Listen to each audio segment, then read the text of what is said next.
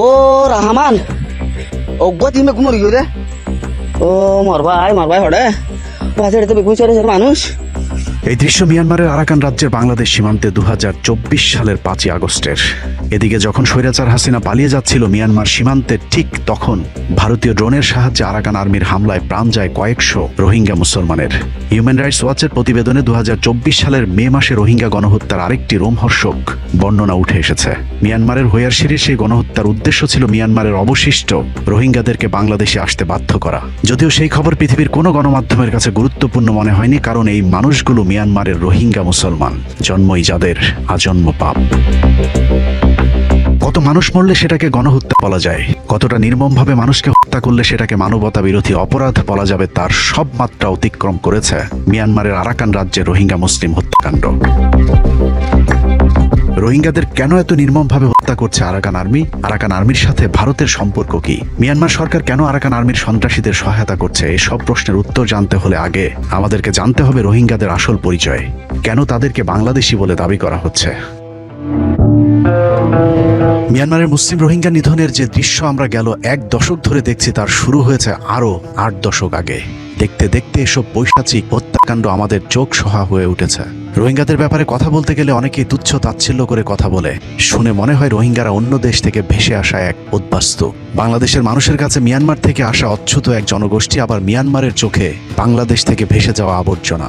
এই আবর্জনা পরিষ্কার করতে মিয়ানমার সরকার কিংবা আরাকানের জঙ্গি গোষ্ঠী আরাকান আর্মি যে নৃশংসতা দেখিয়েছে, তা পৃথিবীর ইতিহাসের এক বর্বরতম কালো অধ্যায়, যা গণহত্যার সব কলঙ্ক ছাপিয়ে পৃথিবীর মানুষকে, মিয়ানমারের বুদ্ধরা বুঝিয়ে দিয়েছে মানুষ কতটা হিংস্র হতে পারে। কখনো ধর্ষণ, মাটি চাপা, কখনো আগুন, আবার কখনো জীবন্ত মানুষের শরীরে বিভিন্ন অংশ কুচি কুচি করে কেটে ফেলে হত্যা করা হয়েছে রোহিঙ্গা মুসলমানদেরকে।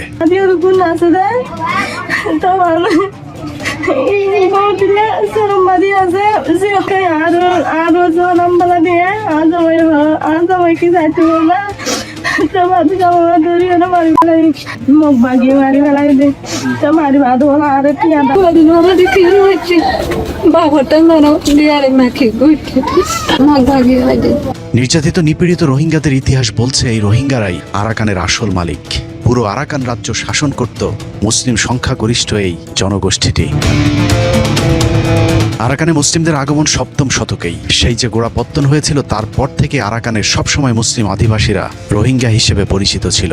এমনকি এই আরাকানে মুসলিম শাসন ছিল 1430 থেকে 1784 সাল পর্যন্ত, পুরো 350 বছর। সেই সময়ের 3 জন রাজার সময়ের মুদ্রায় মুসলমানদের কালেমা অঙ্কিত ছিল।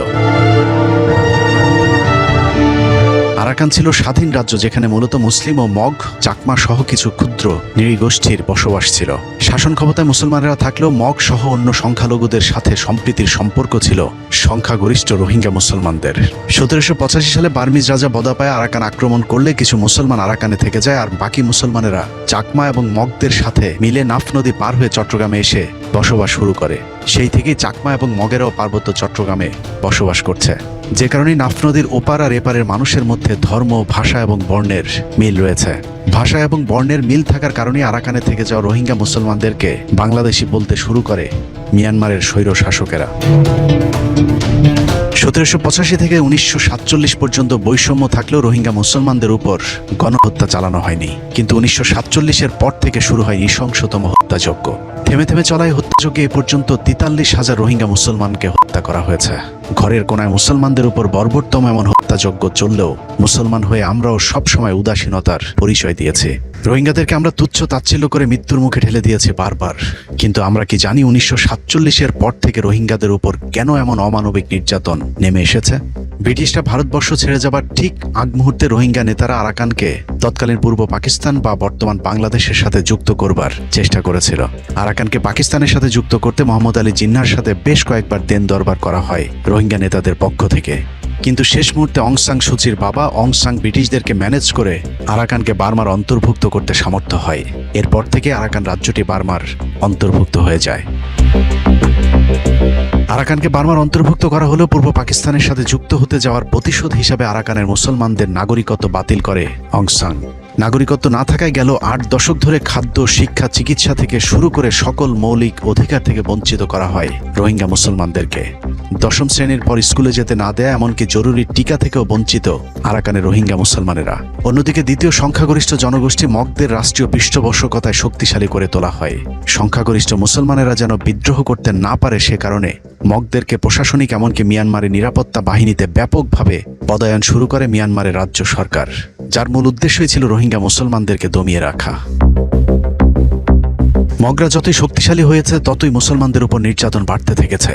যখন যার ইচ্ছে হয়েছে মুসলমানদের বাড়িঘরে লুটপাট, মুসলিম নারীদের ধর্ষণ কিংবা হত্যাকাণ্ড ঘটিয়েছে, যার জন্য কারো কাছে মগদের কোনো জবাবদিহিতা করতে হয়নি।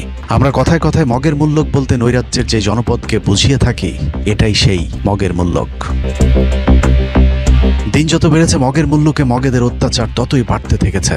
রোহিঙ্গাদেরকে যেহেতু নাগরিকত্ব দেওয়া হয়নি, সে কারণেই মগেরা চিন্তা করলো মুসলমানদেরকে আরাকান থেকে বের করে দিতে পারলে পুরো ভূখণ্ড তাদের দখলে চলে যাবে। এই চিন্তা থেকে শুরু হয় মুসলিম জনগোষ্ঠীর উপর পৈশাচিক নির্যাতন।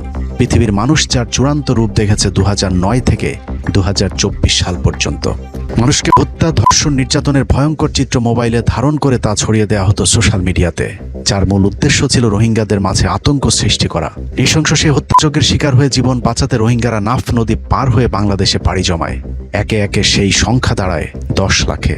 2009 সাল থেকে শুরু হওয়া বাস্তুচ্যুত রোহিঙ্গাদের সবশেষ দলটি বাংলাদেশ সীমান্তে এসেছিল 5ই আগস্ট, যাদেরকে সীমান্তের ওপারে নৃশংসভাবে ড্রোন হামলায় হত্যা করা হয়। 2009 কেন শুরু আর 2024 সালের 5ই আগস্ট কেন শেষ, সেই হিসেব মিলাতে পারলেই রোহিঙ্গা মুসলমানদেরকে হত্যার সাথে মিয়ানমারের সাথে আরও কারা জড়িত সেটার সঠিক সন্ধান পাওয়া যাবে।